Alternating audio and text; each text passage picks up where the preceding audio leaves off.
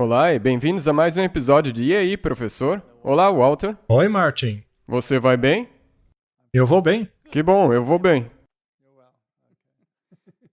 Então, o nosso tema interessante de hoje é trabalhem juntos, trabalhem juntos. Exato. A que isso se refere? Ora, exatamente o que diz aí. Trabalhem juntos. E nós vamos descobrir quem que deve fazer isso. Todos nós devemos trabalhar juntos. E por quê? Ok, mas antes de chegarmos nisso, vamos abrir com uma palavra de oração. Nosso Pai Celeste, nós te agradecemos por podermos fazer essas conversas. Por favor, ilumine nossas mentes, guie esta conversa, para que nós saibamos o que Tu queres que nós façamos. Em nome de Jesus, amém. Existe muita confusão hoje em dia. Às vezes, esta confusão nos leva a uma grande frustração. Se nós falarmos a respeito de perfeccionismo, sobre a justificação pela fé e coisas assim, sempre dá a entender que as pessoas pensam que há dois lados que enxergam as coisas de jeitos diferentes. Quando, na verdade, a justificação pela fé não nega a obediência e tampouco dá uma licença para pecarmos. Mas algumas pessoas enxergam dessa maneira. O perfeccionismo não precisa necessariamente negar a justificação pela fé. Isso se você enxergar a questão sob a luz que ela deve ser enxergada. Mas, como eu disse, as pessoas adotam um discurso, às vezes até mesmo 3 ou 4 discursos, e assim elas nunca vão se entender. Mas devemos trabalhar juntos. Nós devemos ser um grupo de pessoas separadas pelo Senhor. Um remanescente com uma mensagem específica para a humanidade, que não deve surgir de nenhuma exaltação de nossa parte. Tipo, eu já cheguei no topo do conhecimento e vocês aí que fiquem quietos. Mas sim uma mensagem que reflete o caráter de Deus e o desejo dele de salvar a humanidade. Portanto, vamos fazer a pergunta: como lidamos com as imperfeições na igreja? Bem, a resposta é a mesma da pergunta como lidamos com os imperfeitos em nossa família. Se formos um pouco sarcásticos, poderíamos dizer: obrigado, Senhor, por meu filho ter se desviado. Agora posso me separar dele ou dela e não ser mais incomodado por eles. Você faria isso, Martin? Você acha isso certo? Não. Claro que não. Você faria isso com o filho? Faria com o familiar? Faria isso com o cônjuge? Você faria isso? Não. Claro que não. Talvez existam pessoas que fariam isso, mas não é o certo a se fazer. Então, por que algumas pessoas querem fazer isso com os membros da igreja? Elas também não fazem parte da família de Deus? Eu posso me concentrar em minha própria perfeição e ser grato de não ser como eles. Será mesmo? Você é realmente perfeito? Será que foi isso que fizeram Moisés e os profetas? Ou será que se identificaram com aquele povo pecador? Moisés se identificou tanto que ele disse: tu podes tirar o meu nome do livro da vida e depois continuar. Risca-me do livro da vida, mas deixe-os viver. Portanto, este é um tópico muito sensível dentro da igreja. E nós precisamos trabalhar juntos, precisamos entrar em acordo. Se vemos algo por um ângulo diferente, não significa que agora somos inimigos. Vamos começar com uma citação. Estamos nos aproximando do fim da história da Terra. E Deus chama a todos a erguerem o estandarte da inscrição: aqui estão aqueles que guardam os mandamentos de Deus e a fé de Jesus. Já falamos sobre isso muitas vezes aqui. A respeito de qual é a fé de Jesus. Ou seja, tudo que está na palavra de Deus. É por isso que está lá, para nos mostrar qual é a fé dele e qual é a maneira de pensar no nosso Deus. Em outras palavras, nós temos que entrar em harmonia com a maneira com a qual Deus pensa para simular a fé de Jesus. Portanto, apenas ter a fé em Jesus não é suficiente. precisamos imitar a fé de Jesus. Jesus guardou os mandamentos? Sim, todos eles. Todos eles. Muito bem. Ele chama o seu povo a trabalhar em perfeita harmonia. Ele chama aqueles engajados na obra médica a unirem-se ao ministério. Será que existe a tendência de colocá-los de lado? Sim, infelizmente. Aham. Por favor, não mencione nada dessa natureza. Nós somos apenas isso ou aquilo. Nós estamos nos concentrando no aspecto médico e as pessoas vão olhar para a gente e imediatamente converterem-se e tornar-se cristãs. Não, é triste, porque como nós mencionamos, se você fizer assim, não tem luz. Muito bem, então essas pessoas precisam unir-se ao ministério. Se separarmos a obra médica da obra ministerial, então nós cortamos o braço. Ele chama aqueles que estão no ministério a cooperarem com os trabalhadores médicos missionários. Ele chama a igreja a cumprir o seu dever, segurando o estandarte da verdadeira reforma em seu próprio território, deixando os trabalhadores experimentados e treinados a trabalhar em novos campos. Nenhuma palavra deve ser dita para desencorajar ninguém, pois isso magoa o coração de Cristo e agrada muito o adversário. Será que nós nos desencorajamos uns aos outros na igreja? Com certeza. Será que nos criticamos? Veja, só falando desse ponto. Você mencionou que a obra médico-missionária não pode estar faltando a parte do ministério. E também, por essa citação, o pregador, o ministro, não pode conseguir sem a parte médica. Mas como fazer isso é o que você acabou de mencionar. Mas tem mais coisa aqui. Tem a fé de Jesus, os mandamentos de Deus, e tudo está misturado na mesma citação. Todos precisam ser batizados com o Espírito Santo. Todos devem parar de censurar-se para aproximarem-se de Cristo, para que assim possam apreciar as grandes responsabilidades que carregam os cobreiros de Cristo. Trabalhem juntos, são as palavras do nosso divino instrutor. Unidade é força, desunião é fraqueza e derrota. Eu tenho a impressão de que nós temos muita desunião e, portanto, parece que estamos tendo uma derrota após a outra. Mas não poderia a igreja, unida sob o estandarte manchado de sangue do príncipe Emanuel, e com apenas uma voz proclamar a mensagem para um mundo que perece? Deveria ser assim. Na verdade, é essa que deveria ser a missão da igreja. Juntos, como um só, pregar as 3 mensagens angélicas ao mundo. Muito bem. E se essa igreja for um hospital e as pessoas nela, basicamente, sejam pacientes recuperando-se de uma doença, que aliás é a mesma doença? Não. Bem, até que sim. Ela se chama pecado. Esta é a base. Sim, mas o que eu quero dizer, em um senso físico, será que no hospital todos têm a mesma doença? Não. Não, eles não têm.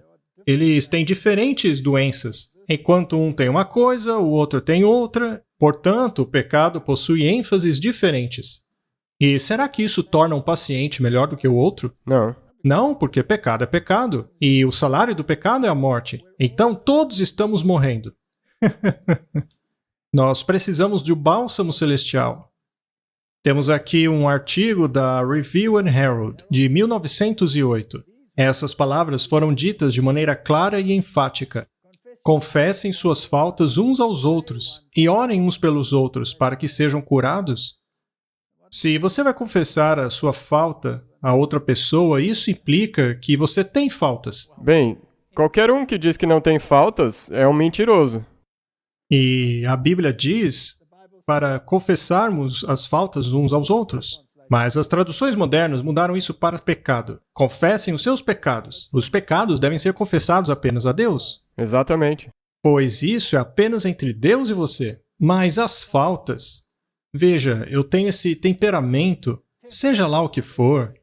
Eu tenho essa propensão a seja lá o que for. Você pode orar por mim para que eu possa superar? Nós podemos falar sobre isso, mas não temos que entrar em detalhes meticulosos. E isso é entre Deus e você. E ela diz de novo, trabalhem juntos, amem-se como irmãos. Orem juntos. O Senhor pagou o preço de seu próprio sangue para a salvação do mundo. Ele sofreu cada indignidade que o homem poderia tramar e Satanás inventar para levar adiante o plano da salvação. Que o professor não permita exaltar-se, mas que ele possa ver a necessidade de aprender de Cristo diariamente para seguir o seu modelo. Para os estudantes e professores, nosso Senhor e Salvador Jesus Cristo deveria ser o único exemplo. Ou seja, não exalte um ser humano, foque no modelo, pois há apenas um modelo digno de ser imitado. E tenha em mente que o Senhor aceitará como professores apenas aqueles que forem professores do Evangelho. Há uma grande responsabilidade sobre aqueles que tentam ensinar a última mensagem do Evangelho. Esses não seriam a igreja toda, Martin? Cada uma das pessoas na igreja. Todo mundo. Sim. Não importa a sua posição dentro da igreja. Todos precisam ser trabalhadores juntos com Deus no treinamento das mentes humanas. O professor que falha em manter a norma bíblica sempre diante dele perde uma oportunidade de ser um trabalhador unido com Deus em dar à mente o molde que é essencial para estar nas cortes celestiais. Muito. E também, como você disse, o exemplo e aquilo que sai da sua boca tem que ser a mesma coisa. Sendo assim, nós temos que ter as mesmas ideias práticas sobre como trabalhar juntos. Porque há tantos ventos de doutrina soprando na igreja e tantas concessões com o mundo e concessões com o pecado. Parece que o mundo já não acha tão pecaminoso aquilo que a Bíblia chama de pecado. Não. E, às vezes, talvez porque eles querem ser politicamente corretos. Bem, comer aquela fruta proibida parece algo tão pequeno, não é? Mas veja as consequências. Você pregou sobre isso. Uma coisa tão pequena.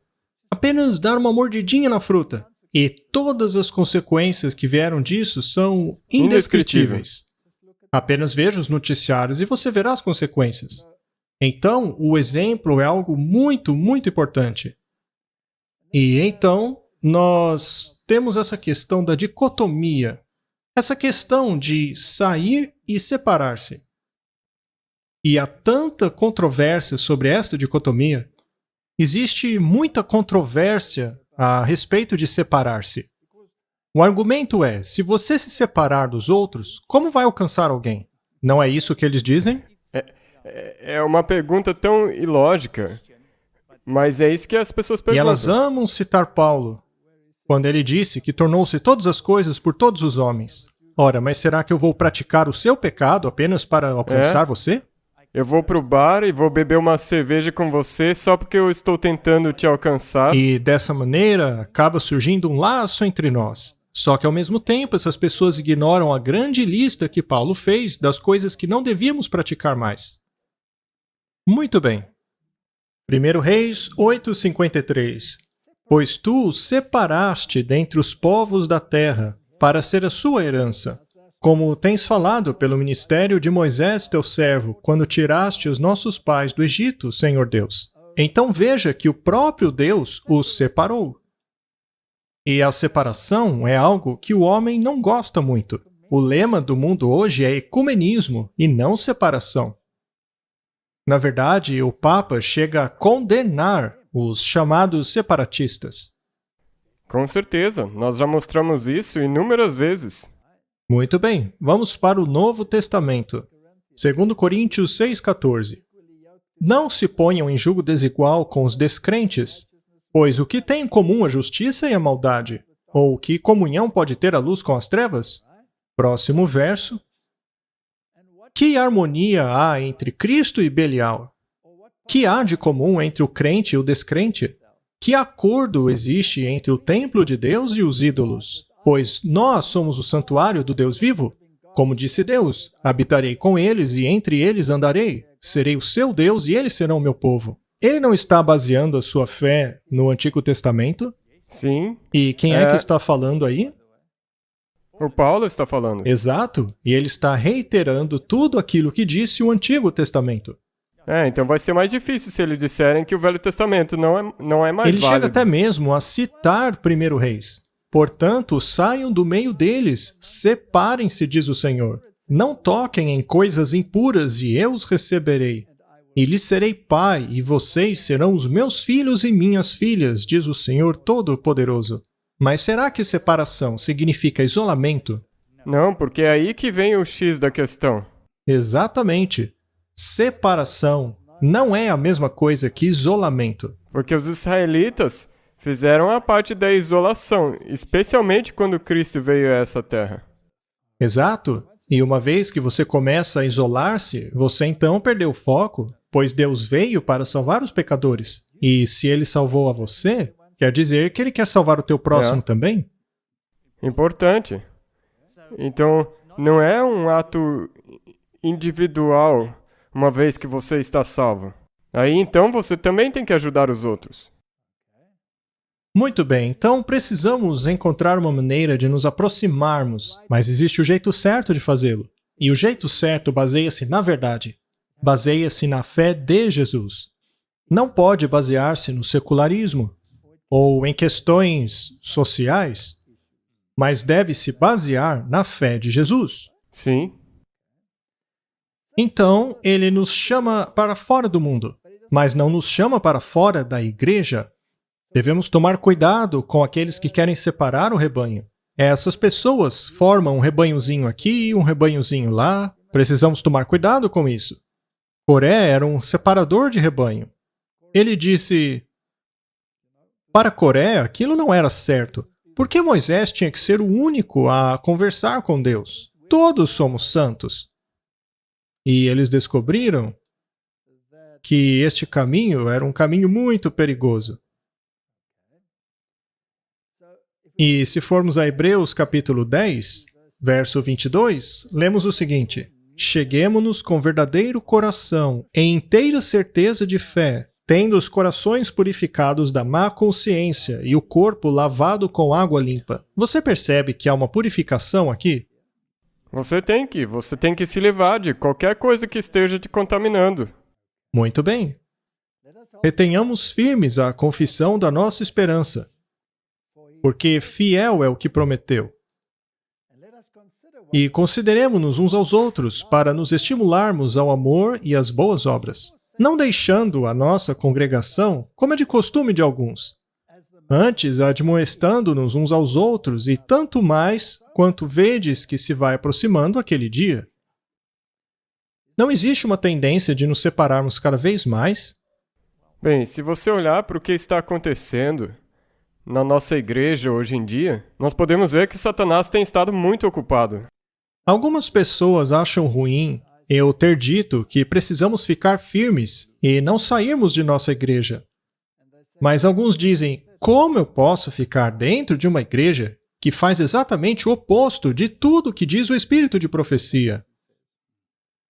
Bem, eu nunca disse que você precisa ficar dentro de uma igreja que faz todo o oposto do recomendado. Mas você não pode deixar o corpo da igreja. É isso que eu quis dizer. Alguns podem até mesmo recorrer a pequenos grupos, mas a ideia de que precisamos nos esforçar para trabalharmos juntos, mas isso só é possível quando temos a mesma mentalidade. Exato, e sabe, vindo às igrejas domiciliares das quais você fala, você realmente tentou tudo o que você pôde fazer na sua igreja local? Esse é um ponto muito importante, pois a igreja é nossa família. E alguns dos membros dessa família podem ser problemáticos, mas você não pode desistir deles. Se eles te provocarem dizendo que você não é desejado ali, você não vai forçá-los contra a vontade. Mas, contanto que haja uma pequena abertura, você então continua. Eu sempre me lembro daquela história em que eu estive no campus de uma grande universidade. Aquele encontro foi muito barulhento. Tinha bateria alta, um monte de coisa. E eu passei uma mensagem lá, naquela universidade. Foi uma mensagem bastante direta. E um dos anciãos mais antigos daquele local veio a mim em prantos e me agradeceu. E ele me disse como ele lidava com aquela situação. Ele procurava conversar com as pessoas em particular, pois todo mundo ali era varrido por aquela pressão de grupo. O que me lembra daquela ocasião que eu estive na Europa, na qual a juventude estava ajuntada em um concerto de rock. Eu já contei essa história muitas vezes. E eu encontrei essa pessoa que disse que não poderia estar ali porque o Jesus dele não estava. Nós então começamos a conversar, e de repente ajuntou-se um monte de pessoas que tinham a mesma mentalidade, mas elas se sentiam oprimidas pela pressão de grupo.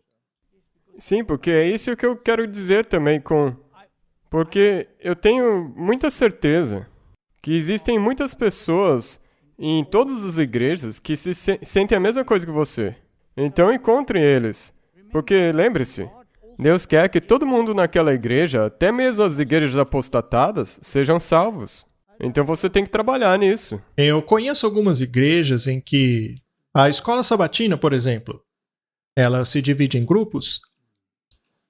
E existe uma classe que é mais conservadora, enquanto outra classe é mais liberal. E, eventualmente, caso a conversa se aprofunde bastante no assunto, o grupo vai crescer, até mesmo dentro das igrejas. Mas a questão é que temos que ficar juntos. Não podemos abandonar a igreja, pois nenhum homem é uma ilha. Precisamos uns dos outros. E só para deixar claro, com isso que nós dissemos agora, nós não estamos compactuando com qualquer apostasia na igreja. Não. Ainda assim, nós temos uma mensagem à Laodiceia. Deus está liderando um povo. Ele tem um povo escolhido, uma igreja na terra, a quem ele tornou a depositária de sua lei. Ele deu a eles uma sagrada verdade, uma verdade eterna a ser dada ao mundo, e ele os reprovará e os corrigirá. A mensagem aos laodiceanos é aplicável à Igreja Adventista do Sétimo Dia, que tem grande luz, mas não tem andado sobre ela. Aqueles que fizeram grande profissão, mas que não têm caminhado com o seu líder, que serão cuspidos para fora de sua boca, a menos que se arrependam. A mensagem que anuncia que a Igreja Adventista do Sétimo Dia é Babilônia e chama o povo de Deus a sair dela, não vem de mensageiros celestiais, ou de nenhum agente humano inspirado pelo Espírito de Deus. A verdadeira testemunha diz: eu aconselho que compres de mim ouro provado no fogo, para que sejas rico, e vestes brancas, para que sejas vestido, para que a vergonha da sua nudez não apareça, e que ponha colírio em seus olhos, para que possas ver. Martin, esta por acaso é uma igreja perfeita? Não, não mesmo. Então talvez eu possa dirigir a você uma pergunta, porque nós recebemos muito ela. As pessoas dizem, ok, mas nós não chamamos a igreja de Babilônia, mas nós chamamos a estrutura da liderança de Babilônia. A minha pergunta é, a estrutura da liderança não é parte desta igreja? Sim. Existem pessoas na estrutura de liderança que são conservadoras? Sim. Existem pessoas na estrutura dessa igreja que são liberais? Sim. Existem pessoas nesta igreja que se encaixam em qualquer categoria? Sim. Há pessoas na estrutura de liderança que são ecumênicas? Sim. Há pessoas na estrutura de liderança que choram entre o altar e o pátio porque elas não são ecumênicas? Com certeza. Muito bem. Eu, então, não separaria nenhuma parte deste corpo para acusá-la de ser a raiz do problema. O problema está presente em todos os níveis desta igreja, do menor ao maior. E qualquer pessoa, esteja ela dentro da conferência geral, ou esteja ela dentro da união, ou em uma conferência, ou em uma comissão de igreja, sejam essas pessoas delegadas, a todas essas pessoas é feita a mesma admoestação. Compre ouro de Jesus. Ok, mas agora, o que você acabou de dizer, como nós aplicamos isso aos dízimos? Seria certo para alguém dizer, Ok? Eu não concordo com essas pessoas, com o que essas pessoas na liderança estão fazendo com os dízimos. E daí eu retenho o dízimo. Ou coloco em algum outro lugar. Muito bem. Será que Deus nos encarregou do papel de juiz? Ou ele disse que todo julgamento pertence a ele? Que todo julgamento Ele era não lhe dele. disse para levar o dízimo até a casa do tesouro? Sim, Ele disse. Ok. Existem pessoas que são de acordo com as 3 mensagens angélicas na liderança? sim, Também não há pessoas que são avessas a essa ideia? sim. Muito bem. Se você parar de dar o dízimo, as 2 partes irão sofrer com isso, inclusive aquela parte da liderança que deseja pregar a verdade. Com certeza. Então, por que não deixamos essa questão com Deus? Bem, tem outra pergunta que eu queria fazer. Eu recebo muito essa pergunta, então eu tenho que achar uma resposta. Mas e os levitas? Quando eles estavam apostatados, Israel ainda tinha que devolver o dízimo? É verdade. Isso é pura verdade. É claro, eles não pararam. E talvez nós poderíamos esclarecer que existe uma certa estrutura na Igreja Adventista do Deus é um Sétimo Deus de Dia. ordem. Sim, e ele colocou uma estrutura em vigor sobre como os dízimos têm que ser usados nessa igreja. E ele também estabeleceu uma ordem de como a liderança deve exercer a sua liderança. Não deve haver senhorio. Eles não são deuses dentro da igreja. Com certeza não. As vozes deles têm o mesmo valor do que as vozes daqueles que se assentam ali no banco. Eles não valem mais do que os outros. Para Deus são iguais.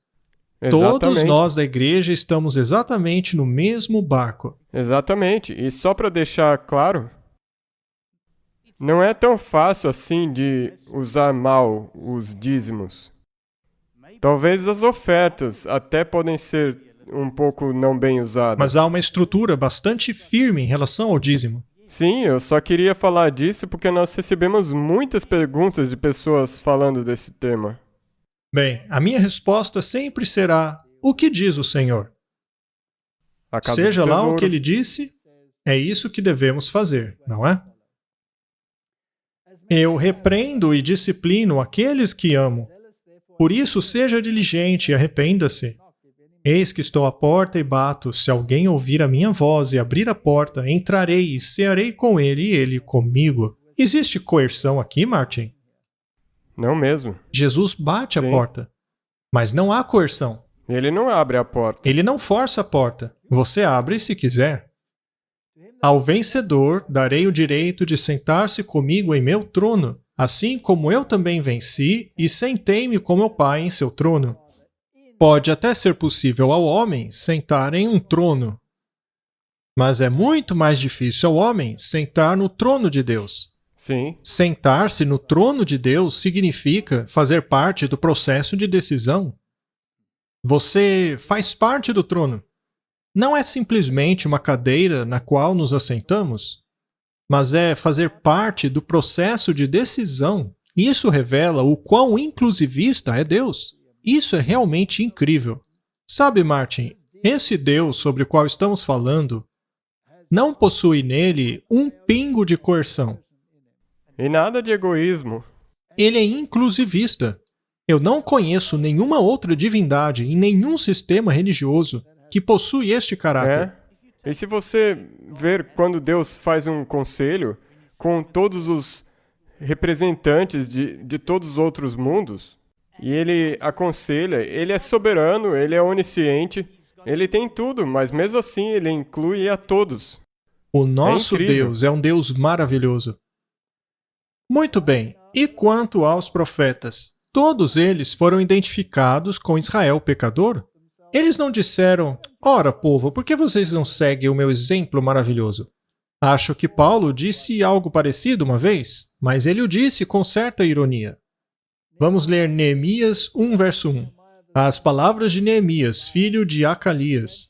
E sucedeu no mês de Kislev, no ano 20º, estando eu em Suzã, a fortaleza, que veio Anani, um de meus irmãos, ele e alguns de Judá, e perguntei-lhes pelos judeus que escaparam e que restaram do cativeiro e acerca de Jerusalém. E disseram: o remanescente que ficou no cativeiro, lá na província, estão em grande miséria e desprezo. E o muro de Jerusalém fendido e as suas portas queimadas a fogo. Portanto, o remanescente está em grande aflição e reprovação. E isso não seria tipológico? Sim, é tipológico. Os muros de Jerusalém estão fendidos, ou seja, a lei não vale mais. Não é isso que simboliza o muro? E aconteceu que, quando ouvi essas palavras, assentei-me e chorei. E lamentei por alguns dias, e estive jejuando e orando perante o Deus do céu. E disse: Ah, Senhor Deus dos céus, Deus grande e terrível, que guarda a aliança e a benignidade para com aqueles que o amam e guardam os seus mandamentos. Os mandamentos estão sempre envolvidos, não é? Em todo profeta. Todo profeta. Estejam, pois, atentos os teus ouvidos e os teus olhos abertos, para ouvires a oração do teu servo, que eu hoje faço perante ti, dia e noite, pelos filhos de Israel, os teus servos. E faço confissão pelos pecados dos filhos de Israel, que temos cometido contra ti. Também eu e a casa de meu pai temos pecado. Veja só, Martin, isso não é inclusivista? Ah, com certeza. Não é? Martin, acho que podemos aprender muito disso. De todo nos corrompemos contra ti, e não guardamos os mandamentos, nem os estatutos, juízos que ordenaste a Moisés, teu servo. Martin, a nossa denominação defende muito os mandamentos de Deus. Mas ainda assim, não há elementos de rebelião a esses mandamentos infiltrando-se dentro da igreja? Com certeza tem concessões se infiltrando. E o mundo não está exercendo sua influência sobre nós? Com certeza, essas concessões já são por influência do mundo. Sim, por exemplo, peguemos o 7º mandamento. Existe hoje no mundo uma grande concessão em relação a este assunto. Hoje, a legislação defende aquilo que a Bíblia condena. Sim. E muitos de nós hoje estão evitando a postura de condenar o pecado. Pelo contrário, estão começando a aceitá-lo. Mas pecado é pecado, Isso... Martin. Acabado. Isso é muito importante. Você pode amar a pessoa, ajudar ela, mas você ainda tem que mostrar o pecado. Precisamos apontar o pecado, pois o salário dele é a morte. Exato, você não pode compactuar. Sendo assim, não podemos fazer parte desta quebra do 7º mandamento, que hoje está tão difundido no mundo, até mesmo nos tribunais. Nós devemos nos separar, dizer: sinto muito, mas aquilo que o mundo aceitou hoje é pecado. De todo nos corrompemos contra ti, e não guardamos os mandamentos, nem os estatutos, juízos que ordenaste a Moisés, teu servo. Pegue o 1º mandamento. Ela especifica qual divindade tirou Israel do Egito. Não devemos ter outros deuses diante do Senhor. Agora, é possível, dentro de um ambiente ecumênico, um ambiente interreligioso, ser fiel ao 1º mandamento? Não, porque você tem outras religiões que não obedecem nada desse 1º mandamento. Vamos pegar uma denominação cristã que diga que todos os aspectos mencionados ali no 7º mandamento incluem tudo. Inclui desde homem com mulher, a homem com homem, mulher com mulher. Tudo isso. Será que neste caso estamos sendo fiéis à Bíblia? Ou fazendo concessões? Ah, estamos fazendo concessões. Em todos os níveis, Uhum. não é? Sendo assim, precisamos estar cientes de que devemos nos posicionar, nos separarmos e alertar as pessoas. E nós temos que reconhecer que estivemos errados.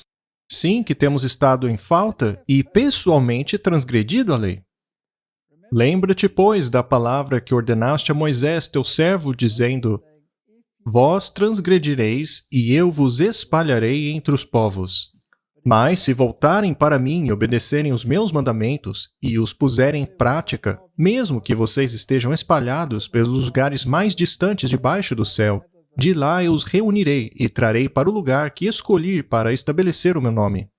Haverá um ajuntamento. Mas um ajuntamento a quê?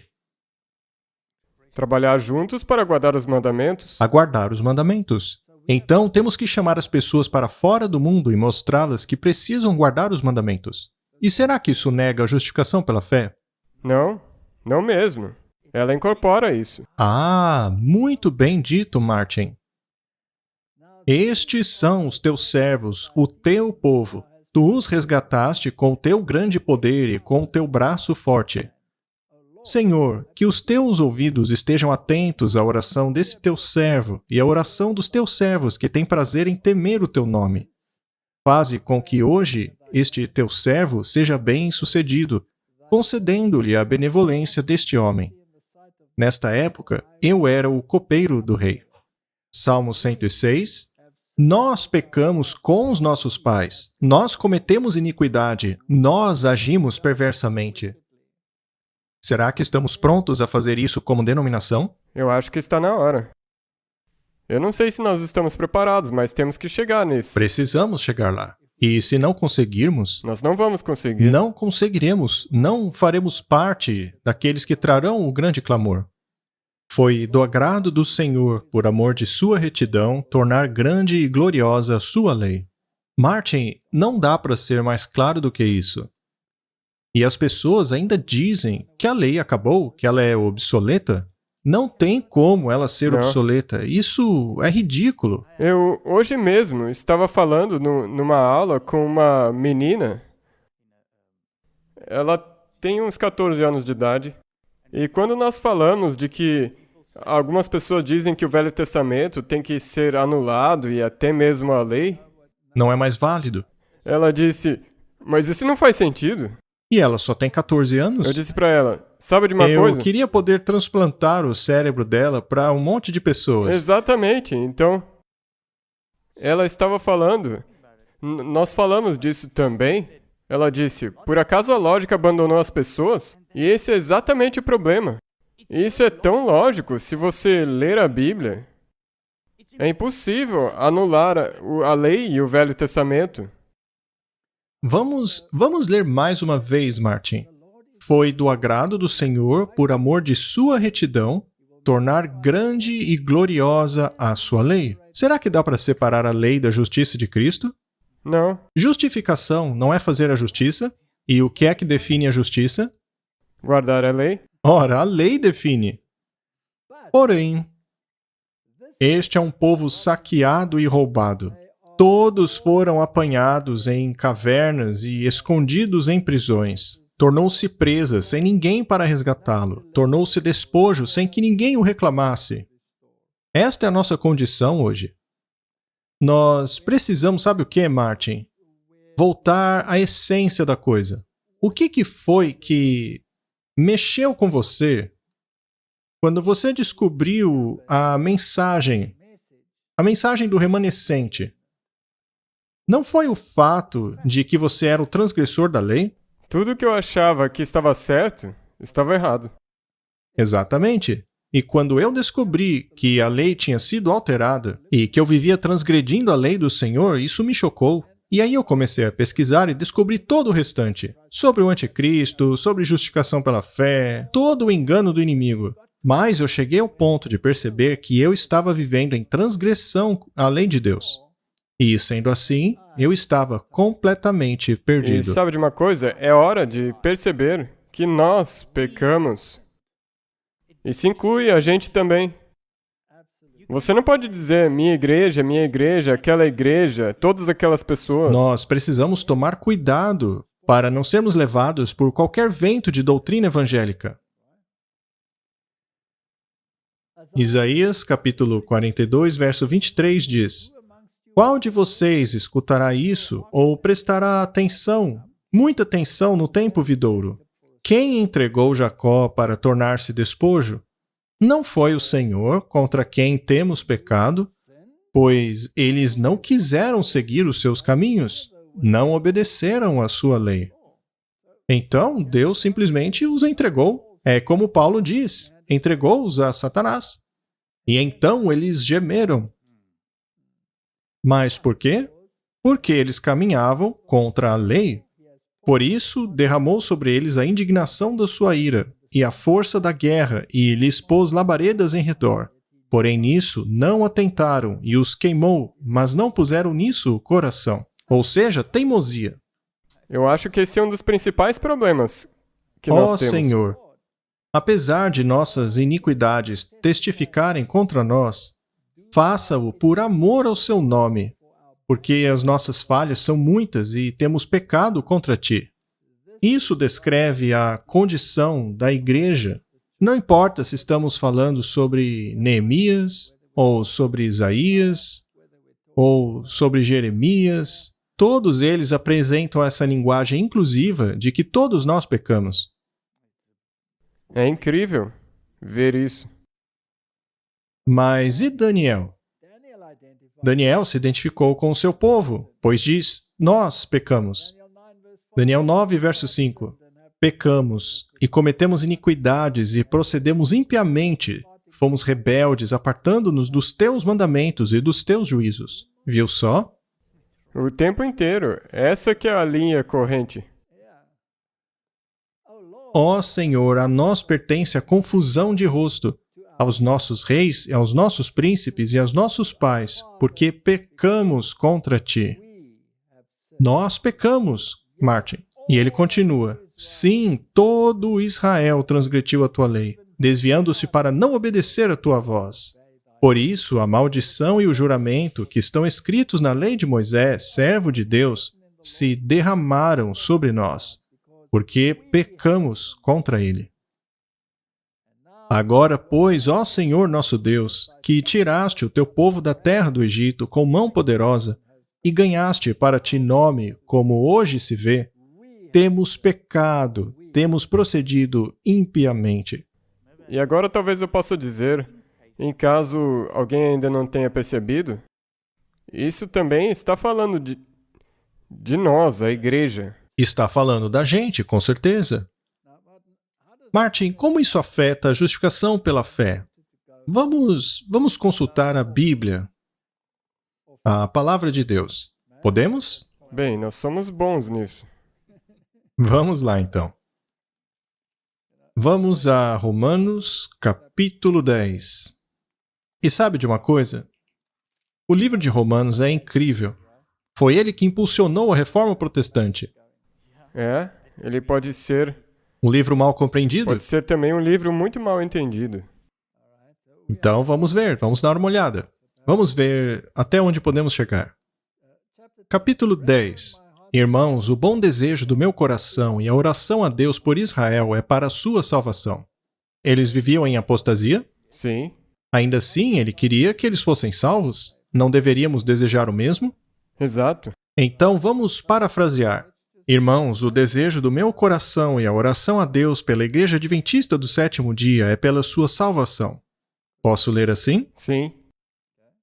Porque lhes dou testemunho de que ela tem zelo de Deus, mas não com entendimento. Porquanto, não conhecendo a justiça de Deus e procurando estabelecer a sua própria justiça, não se sujeitaram à justiça de Deus. Qualquer esforço, qualquer meio na tentativa de estabelecer a sua própria justiça, no esforço de obedecer à lei, é fútil. Mas isso quer dizer que não devemos nos esforçar para guardar a lei? Não. E é aí que a confusão acontece. E é isso? Nós mal compreendemos um ao outro o tempo todo por causa disso. Se você aceitar a justificação pela fé, então você abriu a porta e pode dizer, Senhor, por favor, venha, entre e limpe essa bagunça aqui dentro de mim. E Jesus não vai se sentar na bagunça do seu coração. Ele vai limpá-la para então comer com você. E a comida que estará na mesa será comida limpa, boa. Tudo vai estar certo. Ao convidar Jesus para entrar, Não. você não vai estourar um champanhe quando ele estiver na mesa com você. Se você arrumaria casa para um rei terrestre, quanto mais para o celestial. Precisa ficar claro que não sou eu que limpo, mas Jesus limpa. Eu não posso fazer isso, mas Ele faz em mim. Tudo que tenho que fazer é dizer sim. E o resultado disso é a obediência total aos mandamentos de Deus. E é isso aí.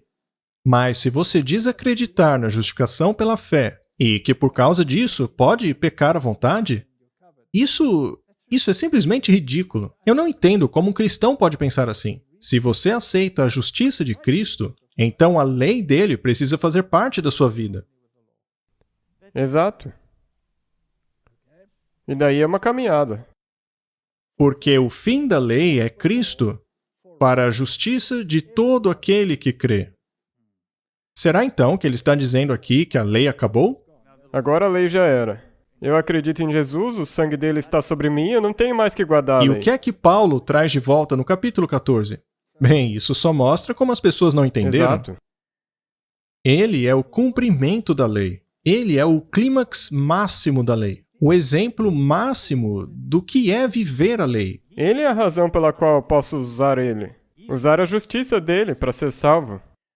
Ora, Moisés descreve a justiça que é pela lei, dizendo: o homem que fizer estas coisas viverá por elas. Ou seja, devemos guardar os mandamentos. Mas será que eles conseguiram? Não. Não conseguiram porque não fizeram pela fé, mas poderiam conseguir. Mas a justiça que é pela fé diz assim: não digas em teu coração, quem subirá ao céu? Isto é, a trazer do alto a Cristo. Ou então, quem descerá ao abismo? Isto é, a tornar a trazer dentre os mortos a Cristo. Sabe, Paulo usa as palavras de um jeito que pode confundir as pessoas. Mas o que diz? A palavra está junto de ti, na tua boca e no teu coração. Esta é a palavra da fé que pregamos.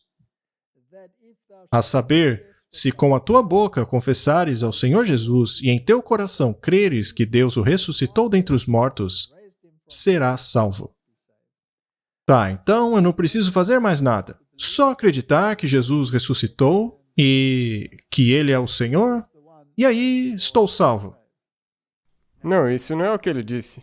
E o que significa não dizer no coração quem subirá ao céu? Ou quem descerá ao abismo? Isto é tornar a trazer Cristo dentre os mortos. Sabe, existem duas maneiras em que a humanidade tenta emular o que é correto, mas sem Cristo. Uma dessas maneiras é exaltar-se ao nível de Cristo. Então você se exalta e diz: eu estou salvo, sou como ele, sou um filho de Deus, estou salvo. Eu estou salvo. Ou então que sou da tribo de Benjamim, da linhagem de Abraão, e eu estou salvo porque venho dessa linhagem, porque Abraão é o meu pai. E a outra maneira é trazer a Cristo ao seu nível e dizer: olha, eu consigo. Eu consigo porque eu defini que Cristo está no meu nível. Mas onde está o parâmetro? Quem é o parâmetro? Ele. Ele é o parâmetro. E quão alto é este parâmetro? Muito alto para nós alcançarmos. Tá, e você consegue esse patamar? Não. Você não consegue alcançá-lo? Então, qual seria a solução? Trazer a barra lá para Exato. baixo, para que você possa Sempre pular é mais sobre ela. fácil. Ou então elevar-se a si mesmo tão alto que possa pular sobre a barra. As duas opções são completamente fúteis. E nós temos esses dois grupos na igreja. Aqueles que se exaltam ao nível de Cristo, dizendo: eu posso fazer isso. E aqueles que o rebaixam ao próprio nível deles. Afinal de contas, ele se sentou com os publicanos e pecadores, eu posso fazer o mesmo. É isso que eles dizem, ou é assim que eles pensam. Mas a norma é tão alta. A norma é a justiça de Cristo. Sendo assim, nunca posso alcançá-la. A única maneira de alcançá-la é Ele trabalhando em mim. E esse trabalhar dele em mim tem resultados? Sim. Se eu não apresentar frutos, ele não está trabalhando em mim. É a Correto? mesma coisa. Sim, com certeza. É impossível, porque se seus frutos não são bons, então, obviamente, é um tapa na cara, ou então, como você acabou de dizer, você baixou Jesus ao seu nível. Pois é. Visto que com o coração se crê para a justiça e com a boca se faz confissão para a salvação, porque a Escritura diz: todo aquele que nele crer não será confundido. Porquanto não há diferença entre judeu e grego, porque um mesmo é Senhor de todos. Ele é a nossa salvação. Não existe jeito de ser salvo sem ele. Indo para o capítulo 11, verso 1, é dito: Digo, pois, porventura, rejeitou Deus o seu povo? De modo nenhum, porque também eu sou israelita, da descendência de Abraão, da tribo de Benjamim. Ele então diz um monte de coisa e diz: eles podem ser enxertados de volta, mas tem uma condição. Precisam estar em Cristo, porque eles se cortaram da vinha, se separaram dela. Eles foram cortados, podados, porque não creram que ele era o único que faria aquilo que é impossível a eles fazer por si mesmos. Então, nós devemos ser cuidadosos de não chegar à condição de que nós tenhamos que ser podados por Cristo. Sim, e isso porque nós somos ramos selvagens que foram enxertados nele. Portanto, se o ramo original tivesse aceito a justiça de Cristo, eles também poderiam ser enxertados. E será que Paulo compreendeu a tipologia do Antigo Testamento? Ah, sim. Por isso que muitas vezes para nós parece que ele está escrevendo muito difícil. O que ele entendia muito bem. Se formos ao capítulo 13 e pularmos a primeira parte, vamos ao verso 8, que é um novo parágrafo no original. Diz assim: A ninguém devais coisa alguma, a não ser o amor com que vos amei uns aos outros, porque quem ama aos outros cumpriu a lei.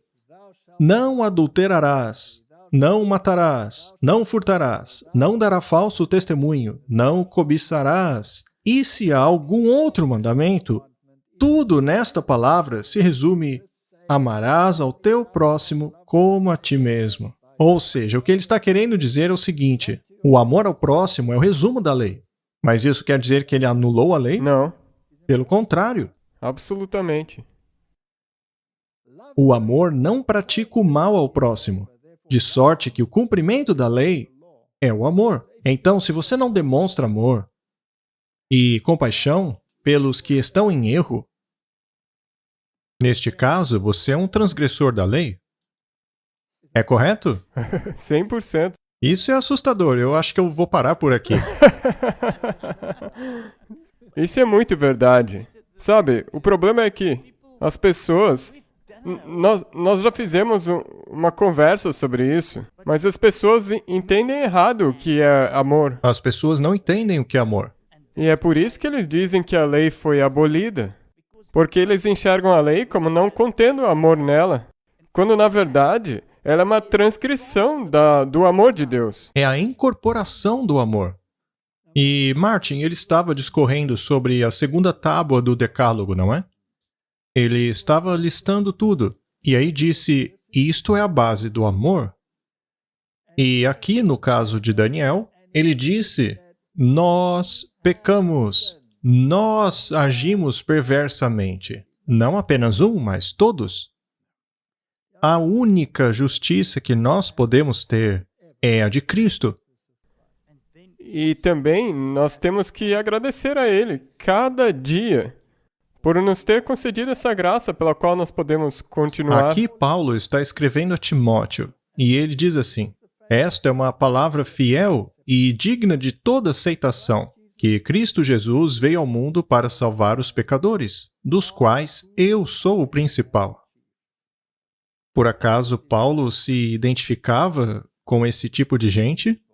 Ele com certeza não ficou e disse você, você e você. Ele disse eu sou o principal pecador. Eu acredito que eu vou discutir muito com Paulo lá no céu, porque o maior dos pecadores, com certeza, sou eu e não ele. Talvez até você queira reclamar esse título. Bem, todo mundo nós temos que... Algumas pessoas vieram de Tiago. Primeiro eles o abraçaram e depois deram uma facada em suas costas. Veja só. Reconhecendo a graça que me foi concedida, Tiago, Pedro e João, tidos como colunas, estenderam a mão direita a mim e a Barnabé em sinal de comunhão. Eles concordaram em que devíamos nos dirigir aos gentios e eles aos circuncisos. Pediram apenas que nos lembrássemos dos pobres, o que me esforcei para fazer. Porém, Quando Pedro veio a Antioquia, enfrentei-o face a face por sua atitude condenável. Será que existia discussão na igreja primitiva? Houveram algumas discussões, com certeza. Então, esta igreja, que tinha recebido o derramamento da chuva serôdia, era perfeita? Não, eles tinham seus atritos e seus problemas, mas eles fizeram uma coisa. Eles trabalharam juntos. Vamos ler Filipenses 3, verso 3. Pois nós somos a circuncisão, que adoramos Deus em espírito e nos alegramos em Cristo Jesus, e não temos confiança na carne. Quanta confiança você tem, Martin, em sua capacidade de vencer o pecado? Bem, tão logo quanto eu tento, eu já me desaponto bem rápido. Isso é simplesmente escorregar na banana, não é? Portanto, não podemos confiar na carne. Mas podemos confiar em Cristo? Toda a nossa confiança deve estar nele. Portanto, precisamos tomar cuidado com as regrinhas aqui e ali. O trigo e o joio crescem juntos. A igreja não é perfeita, ela é um hospital. Retendo firme a fiel palavra, que é conforme a doutrina, para que seja poderoso, tanto para admoestar com a sã doutrina, como para convencer os contradizentes. Porque há muitos desordenados faladores, vãos e enganadores, principalmente os da circuncisão, aos quais convém fechar a boca, homens que transtornam casas inteiras, ensinando o que não convém por torpe ganância. Esse tipo de gente não existia desde o começo da igreja? Sim, Será que continuarão até o fim? com certeza. E por causa deles você vai sair da igreja? Você pode se separar e começar seu próprio grupo, e depois de um tempo, até mesmo no que você começou, você vai ter os mesmos problemas. É isso mesmo, é isso mesmo. Mas nós temos que ser perfeitos. Mas é a perfeição de Cristo. Precisamos tomar cuidado com o perfeccionismo.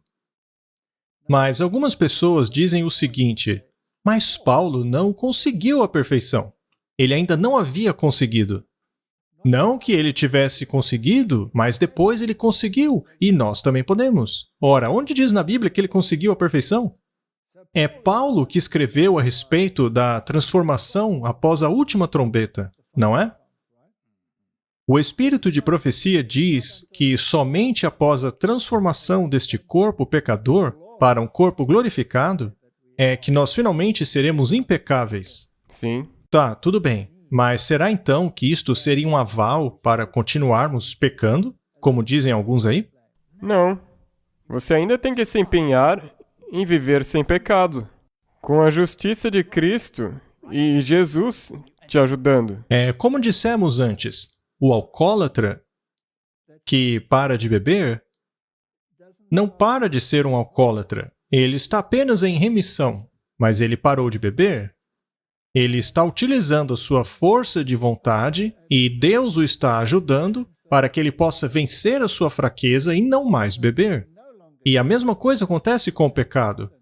Se você está viciado em pornografia, por exemplo, e você fecha essa porta e você para, isso não significa que a sua natureza não continuará guerreando contra você em relação a isso. Mas você vai parar porque você se agarrou a uma força superior. A juventude de nosso tempo pode tornar-se tão preciosa aos olhos de Deus como foi Samuel. Pelo manter fielmente a sua integridade cristã, eles podem exercer uma forte influência na obra da reforma. Tais homens são necessários nos tempos de hoje. Deus tem uma obra para cada um deles. Nunca os homens atingiram resultados tão grandes para Deus e para a humanidade como podem ser atingidos nos dias de hoje por aqueles que permaneçam leais a Deus. Por acaso, o mesmo poder que trabalhou na vida de Samuel também está disponível a nós hoje? Sim, esse poder tem estado disponível desde o tempo de Adão. E qual exemplo ele teve dos sacerdotes? Não foi um bom exemplo. O Eli era um bom exemplo? Não. Não, ele fez concessões. E os filhos de Eli eram bons exemplos? Não mesmo. Ele então era como Daniel, vivendo em meio ao pecado. No entanto, sem nenhuma mancha. Por que tantos alegam serem santos e impecáveis? É porque eles estão distantes de Cristo. Eu nunca ousei dizer tal coisa. Desde o tempo em que eu tinha 14 anos, se soube o que era a vontade de Deus, eu estava disposta a fazê-la. Mas você nunca me ouviu dizer que eu era impecável? Aqueles que atentam para a amabilidade do exaltado caráter de Jesus Cristo, que foi santo e exaltado, nunca diriam tal coisa. Ainda assim, precisamos ter que lidar com pessoas que dizem tais coisas. Por acaso esta citação diz que você pode continuar pecando? Não. Mas ela diz que você não pode dizer ser impecável? Exato. Como então, Martin, conciliar esta citação com a ideia de que não podemos pecar? Você não deve pecar. Você pode ter uma propensão, mas você tem que se apegar a Jesus para que ele te ajude a não ir por esse caminho. Muito bem. Algumas pessoas dizem que se você crer nisso, você corre o risco de dizer, legal, então eu vou continuar pecando até o fim. Mas não, nós vamos ter a natureza pecaminosa até o fim, mas não precisamos pecar. Na verdade, não podemos pecar. Vai, não peques mais. Se fosse impossível fazer isso, então Jesus não poderia ter dado aquele mandamento. Com certeza. Sabe, é por isso que existe toda uma guerra acontecendo entre as pessoas que dizem que você tem que... Eles não estão nem falando da mesma coisa, mas acham que estão. É isso que eu estou dizendo, vamos ficar juntos. Não é só porque você está olhando de um ângulo e o outro está olhando de outro ângulo, não quer dizer que precisamos nos desentender. A ideia é, nós precisamos aceitar a obediência aos mandamentos de Deus. Nós precisamos viver sem pecar. Mas não podemos dizer que somos impecáveis, porque nós temos uma natureza pecaminosa e uma propensão a pecar, mas nós não temos que ser escravos dela. E quem é que nos dá esse poder? Somente Jesus. Muito bem. Eu quero dizer, seja lá quem for que a glória de Deus já tenha sido revelada, que você jamais poderá dizer, eu já sou santo, já me santifiquei. Não, deixe que Deus escreva isso em seus livros se Ele quiser, mas você nunca deve pronunciar isso. E aí está o X da questão. Eu já ouvi evangélicos pregando que você jamais poderia dizer o que ela escreveu ali. Um deles é Robert Schuller. Ele disse que a pior coisa do mundo é dizer que uma pessoa é pecadora. Ele já morreu, mas a maneira de pensar evangélica é exatamente oposta a isso. Não podemos dizer que somos impecáveis até quando? Até que este corpo vil seja transformado em um corpo glorioso, ou seja, no último dia. Mas isso é uma licença para pecar? Não. É aí Não. que nos confundimos. Isso não é licença para pecar. Isto é o reconhecimento de nossa dependência, de nossa fraqueza. Porém, se constantemente buscarmos a Jesus, então é nossa a bendita esperança de permanecer diante do trono de Deus sem uma mancha ou ruga, ou nada do tipo, completos em Cristo, vestidos da justiça e perfeição dele. Exato, o único jeito que você pode conseguir estar sem mácula nem ruga é se você estiver vestido com as vestes brancas dele. Não é essencial que você saiba e diga aos outros todos os porquês e pormenores do que constitui um novo coração, ou então ao nível que eles precisam atingir de maneira a nunca pecar. Esta não é a sua obra. Martin, não é o meu trabalho dizer a você ou qualquer um o que constitui o novo coração, ou o nível que você deve atingir de maneira a nunca pecar. Não é a nossa função, mas algumas pessoas pensam assim. O meu trabalho é pregar o Evangelho. E o Evangelho é muito simples. A humanidade caiu. Ela está num estado caído. Ela não tem esperança. Todos pecaram e estão destituídos da glória de Deus. Ninguém tem a capacidade de sair sozinho desta situação. Mas graças a Deus que existe um que pode, e esse é Jesus Cristo, aquele que não tem pecado, o impecável Filho de Deus, que veio para essa terra e tornou isso possível por meio de sua vida sem pecado, morrendo pela minha transgressão e ressuscitando do túmulo. E se eu estou preparado para morrer com ele então eu também tenho o privilégio de ser ressuscitado com Ele. E assim viver uma nova vida. Uma vida que Ele me empodera a viver. Mas eu, de minha própria força, sou fraco. Eu sou fraco, eu tenho uma natureza pecaminosa. Natureza esta, a qual eu não posso responder mais, porque não sou mais eu que vivo, mas Cristo vive em mim. Será que ficou claro ou ainda não? Está claro. É mesmo? Sim. Muito bem. Portanto, não é o nosso dever ficar esculpindo o nosso caráter. Esse dever nunca foi dado a mim. Esta obra pertence somente a Cristo. O que compete a nós é identificar o que é o pecado, pregar a obediência aos mandamentos, identificar que estamos todos perdidos e então apontar a solução. Este é o nosso dever. Exato. Paulo disse a Timóteo: esta palavra é leal e digna de toda aceitação, que Cristo Jesus veio ao mundo para salvar os pecadores, do qual eu sou o principal. Nós já lemos isso antes, mas eu queria só reiterar que todos os profetas identificaram-se desta maneira. Todos eles. Ele escreveu em Filipenses 3: finalmente, meus irmãos, alegrem-se no Senhor. Escrever-lhes de novo as mesmas coisas não é cansativo para mim, é uma segurança para vocês. Cuidado com os cães, cuidado com esses que praticam o mal, cuidado com a falsa circuncisão. Portanto, não queremos nada que divida. Cuidado com isso. Será que há muita divisão em nossos meios, Martin? E isso não tem piorado nos últimos anos? Certamente não me parece que a situação melhorou. Não, tá piorando. Quem está por trás disso? O diabo. Pois nós é que somos a circuncisão. Nós que adoramos o Espírito de Deus, que nos gloriamos em Cristo Jesus e não temos confiança alguma na carne. Tão logo você passa a confiar na sua carne, tão logo você começa a pregar que é isso que você precisa alcançar, é desta maneira que você será perfeito, então pronto, você está desenvolvendo confiança na carne. Mas a nossa única confiança está em Cristo. Apesar de eu também poder ter confiança na carne. Se qualquer outro homem pensa que tem razões para confiar na carne, eu ainda mais. E aí Paulo começa a fazer uma grande lista e depois considera tudo lixo.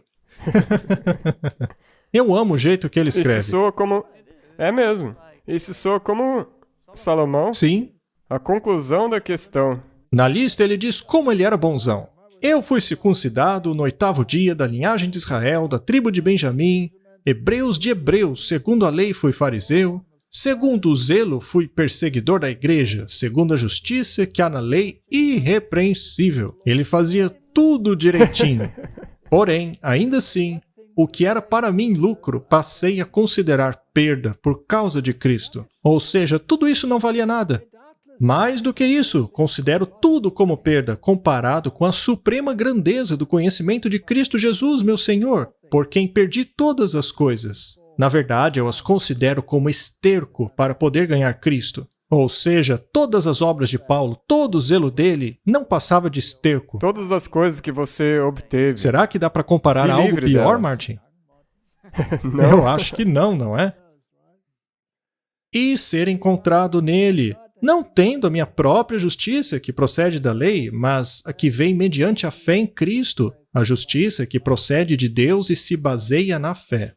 Martin, ele diminuiu o nível ou aumentou o nível? Ele levantou, ele mostrou onde que o nível estava, e esse nível é Jesus. Então o melhor esforço de Paulo era lixo. É. Não é mesmo? Quero conhecer a Cristo e o poder da sua ressurreição e a participação em seus sofrimentos, tornando-me como ele em sua morte, para, de alguma forma, alcançar a ressurreição dentre os mortos. Essa é a nossa única esperança. Sabe, agora, algumas pessoas podem se desanimar. O nível é muito alto, mas Jesus tornou isso possível. É por isso que ele disse, vocês têm que ter fé na justiça dele. Qual é a nova aliança? Nela, onde está o Senhor? escrito no coração. No coração. Pois, naturalmente, quando ele ainda não era escrito no coração, não valia nada. E era a carne. Toda a sua reputação É, em guardar a lei não valia nada. E então ele faz essa declaração que faz com que muitos pensarem que, bem, talvez ele não tivesse chegado lá ainda. Ele disse, não que eu já tenha alcançado isso, ou que tenha sido aperfeiçoado, mas prossigo para alcançá-lo, pois para isso também fui alcançado por Cristo Jesus. Irmãos, não penso que eu mesmo já o tenha alcançado, mas uma coisa eu faço, esquecendo-me das coisas que ficaram para trás e avançando para as que estão adiante, prossigo para o alvo, a fim de ganhar o prêmio do chamado celestial de Deus em Cristo Jesus. Esta é a solução para o problema. Esta é a solução. Se todos nós corrermos juntos em direção a esta marca, não estaremos permanecendo juntos? Ele vai. Ele não tem como agir de outro jeito, porque quem é aquele em direção a qual as pessoas estão trabalhando juntos? Será que eu posso dizer que, uma vez que todo mundo está fazendo sua própria norma, e alguns estão dispostos a condescender com o mundo, que nós estamos sendo espalhados?